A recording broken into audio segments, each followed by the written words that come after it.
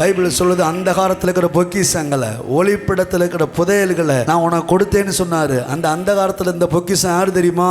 நீங்களும் நானும் தான். பைபிள் சொல்லுது, அந்த காலத்தில் இருந்த உங்களை ஆச்சரியமான ஒளியினிடத்திற்கு கொண்டு வந்தவருடைய புண்ணியங்களை அறிவிக்கும்படி தெரிந்து கொள்ளப்பட்ட சந்ததியாயும் ராஜரீக ஆசாரிய கூட்டமாயும் இருக்கிறோம்.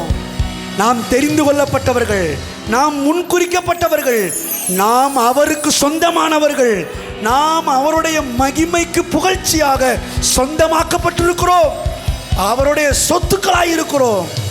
ஆழத்தில் கண்டெடுக்கப்பட்ட முத்து நானும் நீயும். ஹல்லேலூயா. காணாமல் போய் மறுபடியும் தகப்பனிடத்திலே ஓடி வந்த இளைய குமாரன் நீங்களும் நானும் தான். அதனால தான் கர்த்தர் சொல்றாரு, நீ என்னுடையவன், நான் உன்னை சிருஷ்டித்தேன், நான் உன்னை பெயர் சொல்லி அழைத்தேன், நீ என்னால் மறக்கப்படுவதே இல்லை. நான் கையில் வச்சிருக்கேன், உள்ளத்தில் வச்சிருக்கேன், உன்னதத்தில் என் பக்கத்தில் உட்கார வச்சிருக்கிறேன்.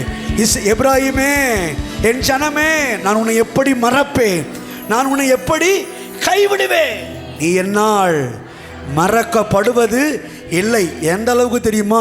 இமை பொழுது கூட உன்னை மறக்க முடியாது. ஹல்லேலூயா.